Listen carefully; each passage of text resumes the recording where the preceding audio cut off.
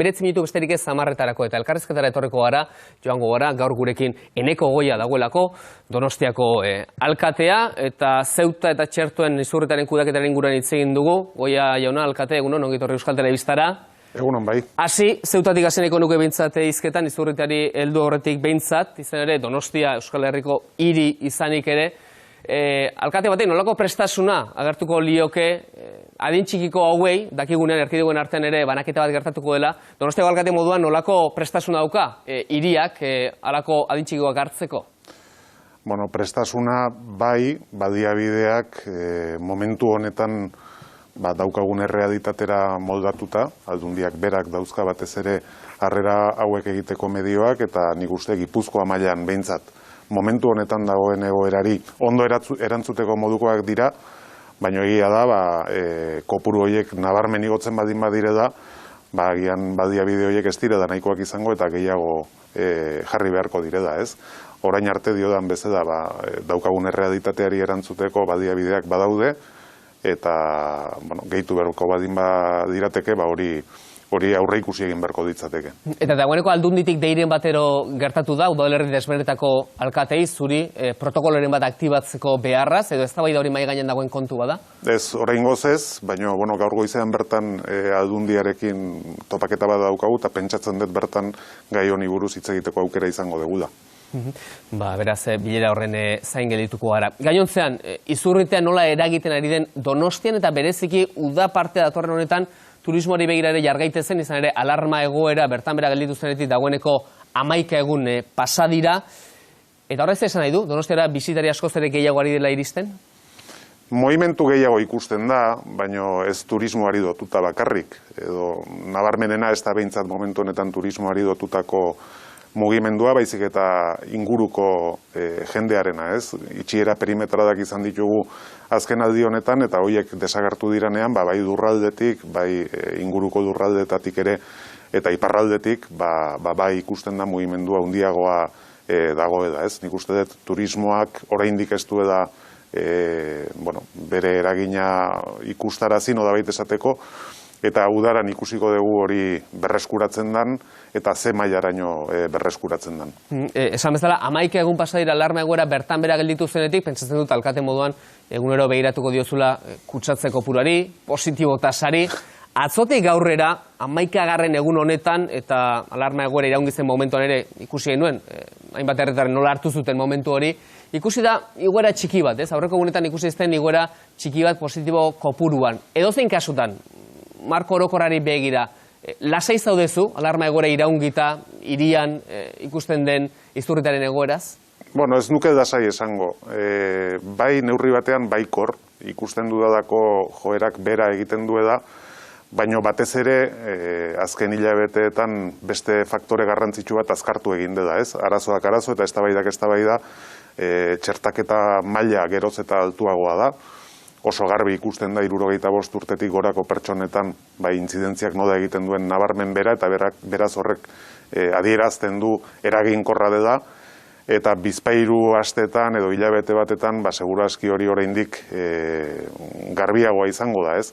Alde horretatik, baikortasun puntu bat aitortuko dut badaukada da, ikusten dudalako segurazki hilabete baten barruan edo 2 hilabete barru edo agian egoera hobeago batean egon gaitezkela. Hilabete bat edo 2 baino lehenago ere agian maskaren erabilaren malgutza ere etorriko da. Joan etorri handiko lekua den neurrian Donostia, horrez ere esaten dizu zuri? Bueno, tentu zibili beharko garela, ez da. Gaur egun ere daukagun derrigortasun honek, seguru aski izan ditzazke salbuespen batzuk zentzuz jokatuko bagendu, ez? Baina hori arriskutsua izaten da kasu askotan. Zeren sortzen dira beti interpretagarriak diran terreno horiek, ez? Hemen bai edo hemen ez, edo hemen agian bai edo agian ez, eta askotan errezagoa izaten da kasu guztietan jarri araztea eta horrelako zalantza gune horiek behintzat ez izatea, ez? Ikusiko dugu, nik oso garbi daukat dena den, pandemia guzti honetan gako nagusiena norbanakoak izan duen portaera izan dela, hori horrela da, beste gauza guztien gainetik, eta nik uste horretaz jabetzen gare da guztiok, eta hemendik aurrera ere horrela izango da, ez? Ezartzen diren arau eta zaratago, ikasi dugu, hilabete luze hauetan, zeintzuk diran arriskutsuenak izan daitezkeen egoerak, zein egoeratan lagundu gaitzaken maskara erabiltzeak, eta derrigortasun hori ehuntzen baldin bada, nik espero dudana da, ikasi izandako horrek badio izatea, arduraz jokatzeko eta behar den lekuetan prudentzi hori izaten jarraitzeko eta beharrezten lekuetan lasaiago ibiltzeko ere, ez? Turismo aipatu dizunik lehen, izan ere, hiri herri turistikoen nolabait ere onartu behar dute, arrisku gehigarri badaukatela pertsonen joan etorri horretan, bestelako arrisku batzuk agertzeko, eta izurrite garaian begibistakoa zein den arriskua, ez? Fitur hor dago. Donostia zentzu honetan, zen mezu darama fiturrera, modu, ez da nola esan, arduratsu batean arituko diren bisitari horiek erakartzeko, ez? Beno, guk oraingo honetan batez ere badioan jarri nahi izan dugu, gastronomia hori da gure indargunetako bat, eta baita ere gure ingurunen natura da, ez?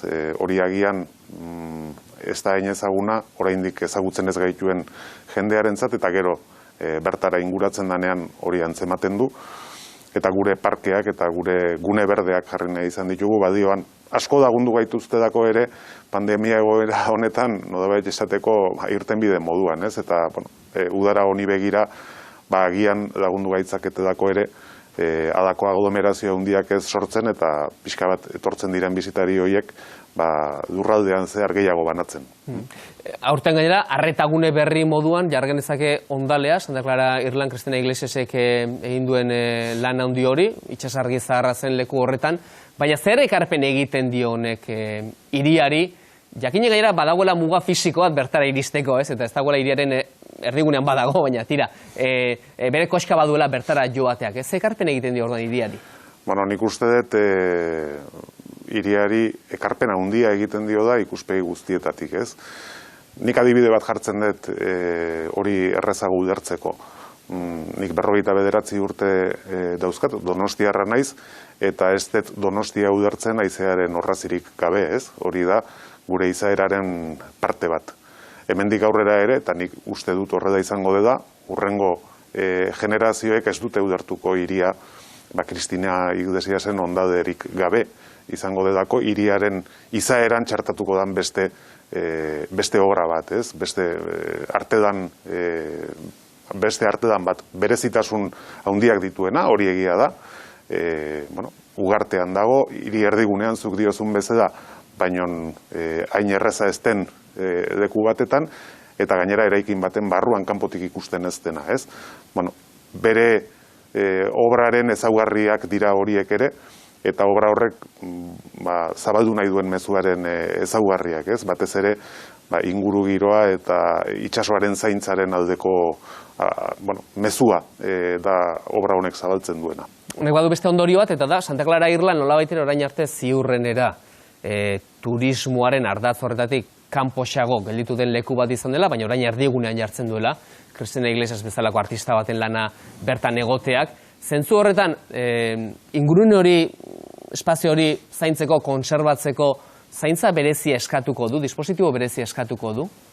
Guk oso garbi daukagu, eta gainera obra hau ikusia izateko ezarri dugun sistemak hori bermatzen du, modu iraunkorrean kudeatu beharreko gauza dela hau.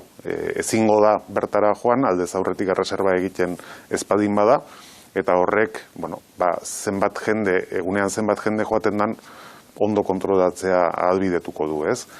Gure estimazioen arabera, momentu honetan irikiera ematen den momentutik aurrera, eta COVID mugak oraindik indarrean dauzkagudarik, 125 pertsona egunean ikusia izango dute, eta egoera normal batean hori, segurazki 250 pertsonara arte igoko da. Nik ez dut uste horredako kopuruak kudeatzen zailak direnik, ez?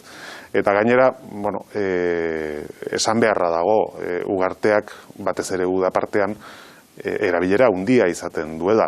Obra hau egon aurretik ere, eta batzuetan, eta hori ere esan beharra dago, ez oso egokia.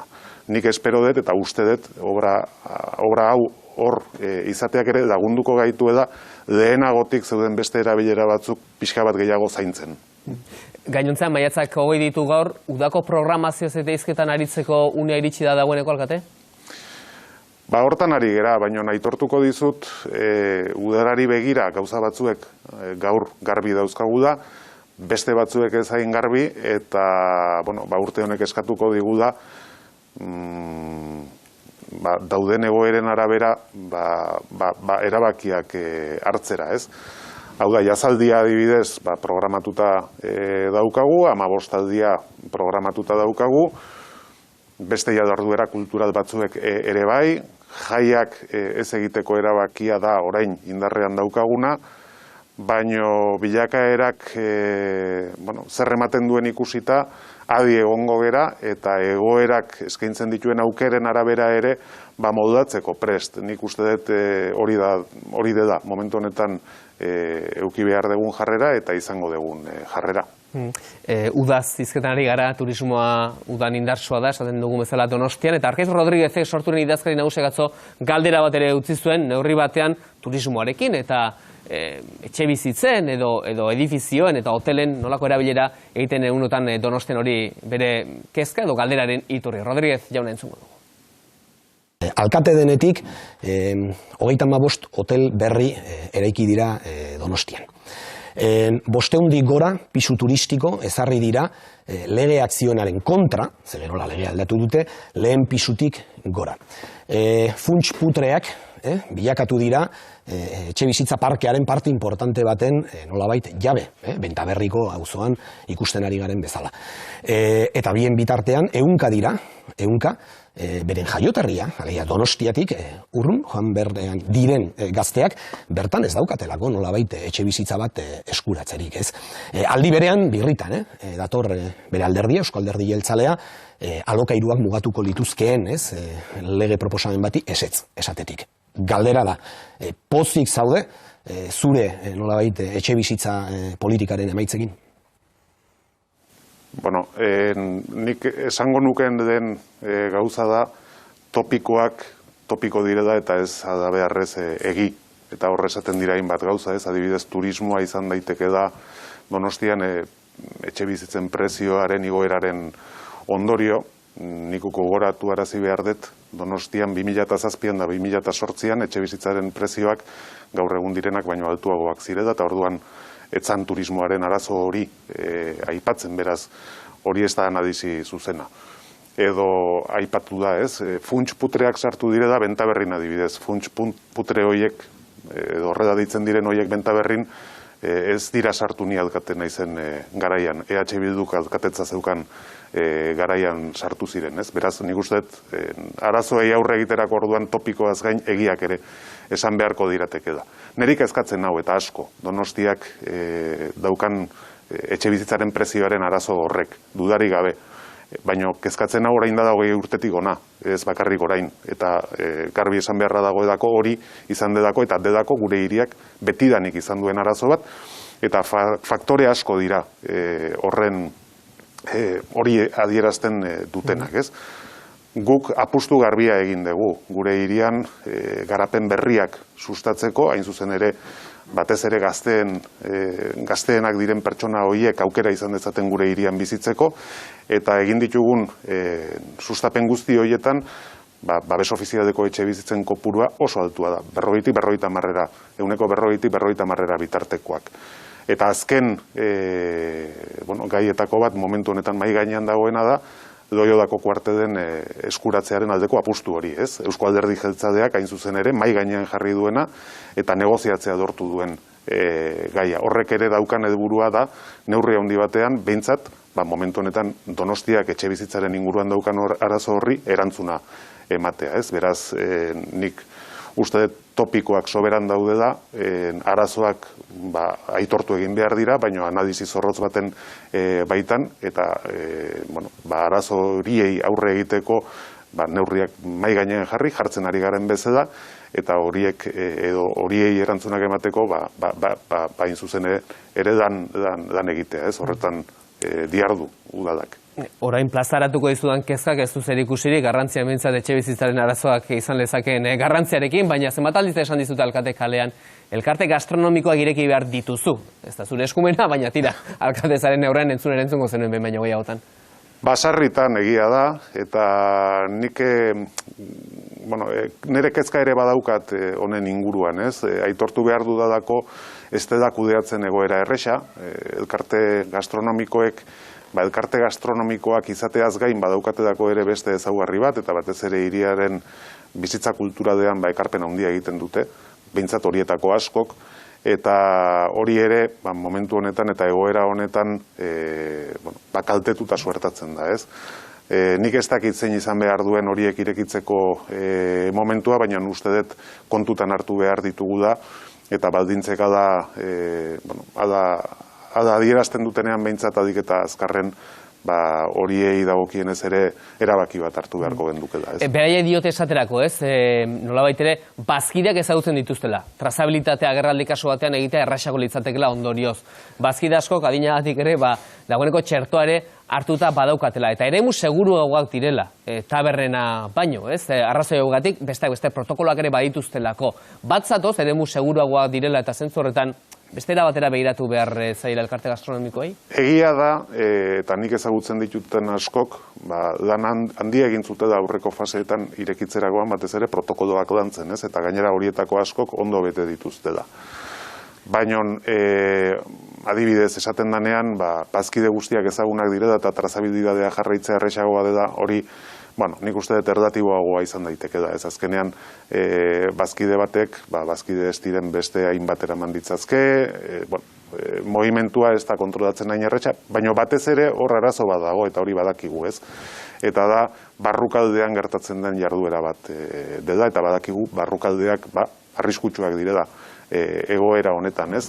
Eta seguru aski, kasu askotan ez guztietan, zenbait baldintza betetzeko ez da hain erresa elkarte gastronomikoetan, ez?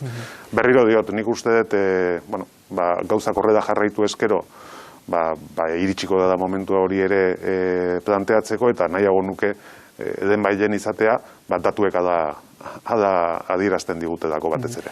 Minutu tardian bukatzen joateko beste kezka bat, ez? Donostialdeko metroaren lanek hirian eragiten duten ezin egona ere, ez? Eta bereziki Zubieta Kontxa inguru horretan. Azkenengo urtebete honetan hiruzulo ere azaldu dira, ezta? Eta ez usteko hori ezarago, proiektua ondo edo gaizki egina dagoen ere eztabaidatu genezake, baina gain kostu ere 80% bueltakoa da proiektu horrena. Ez du udalak hala ordaintzen, Eusko Trenbide Sarearen eginkizuna delako hori, baina erantzunkizunik eskatuko dio udalak Euskal Trenbide Sareari lan hori inguruan gertatzen ari denaz? Guk eskatzen dioguna da, azaldu diren arazo horiei erantzuna eman diezaiete da, eta bere momentuan Zubietako gertakari guzti horiek eragin zituzten gertakari nagusiak, eta hortunedan izan zuten arazoa, horiek konpontzeko jarri behar diren baliabide guztiak jarditzate da, ez? Horrela egin dute orain arte, proiektu berria idatzi dute gelditzen diran 200 metro horiek aurrera eraman ahal izateko, eta laizter hasiko dira berriro ere danean proiektu berri horren arabera 200 metro horiek egiten, ez? Eta hor eskatuko dieguna da, batez ere segurtasuna bermatzea gelditzen den tarte horretan. Gaiak ez dizu haserrerik sortu beraz? Ez, haserrea ez. Kezka bai, eta hori aitortu dut, eta normala da, guztioi kezkatzen gaitu, obra batetan arazoak gertatzen diranean, horrek ondorioak izatea, ez? Eta horrela da. Baina ETS-erekin sarritan hitz egin dugu, bere momentuan arazo nagusia gertatu zanean, mai gainean jarri zen zer egin zitekeen, eta beraiek diodan bezala, ez? Onartu zuten proiektua berriro idatzi behartze da, eta gelditzen den tarte horretan, beste modu batera jardun behartzute da, eta horretan gaude. Bukatzeko alkate, biharko gonbidatuari harentzat galdera ere eskatuko dizut, Garbina Aranburu izango da LAB sindikatuaren idazkari nagusia. Bueno, azken egun hauetan, aste hauetan, bastante irakurtzen ari naiz, batez ere ELA eta Ezker Abertzalearen artean dagoen xestra horretaz, ez? Eta gustatuko ditzaidake, ahal baldin bada behintzat, eta ahal duen neurrian, berak nola ikusten duen, edak momentu honetan Ezker Abertzalearekiko daukan jarrera hori, eta horrek, hain zuzen ere, mundu abertzalean sindikatuen arteko elkardana nola baldintzatzen duen. Horixe galdera, bihar egingo dioguna, eta erantzuna ere bihar jasotzeko moduan izango zara, 9:30 ganbaratarako tarte honetan alkate nahi baldin baduzu behintzat. Eneko Goia, eskerrik asko Euskal Telebistari eskainitako tarte honengatik, beste arte. Eskerrik asko zuei.